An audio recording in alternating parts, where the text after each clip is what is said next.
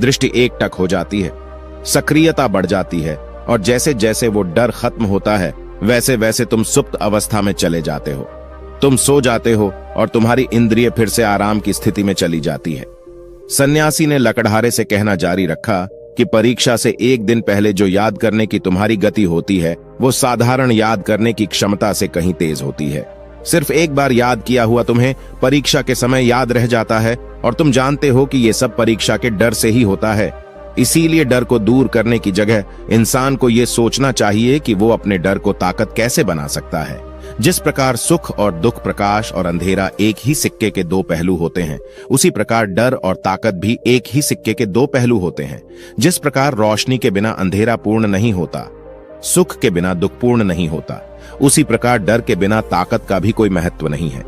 लकड़हारा सन्यासी के ज्ञान से बहुत प्रभावित हुआ और उनके चरणों में नतमस्तक हो गया और उनसे पूछा कि महात्मा, अंधेरे को तो दिया जलाकर रोशनी से भरा जा सकता है, लेकिन अपने डर को ताकत में कैसे बदले, इसके लिए कोई उपाय बताएं।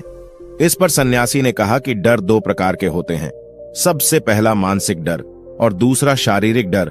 सन्यासी ने लकड़हारे को समझाते हुए कहना शुरू किया कि मान लो तुम्हें जंगल से होकर गुजरना है और अचानक तुम पाते हो कि तुम्हारे मन में शेर का ख्याल आ गया। अभी तक प्रत्यक्ष रूप में शेर तुम्हारे सामने नहीं आया है, ना ही उसकी दहाड़ सुनाई दी है, मतलब दूर दूर तक कोई अंदेशा नहीं है कि जंगल में शेर मौजूद हैं, लेकिन शेर का ख्याल आने से तुम्हारे मन में एक डर पनप गया।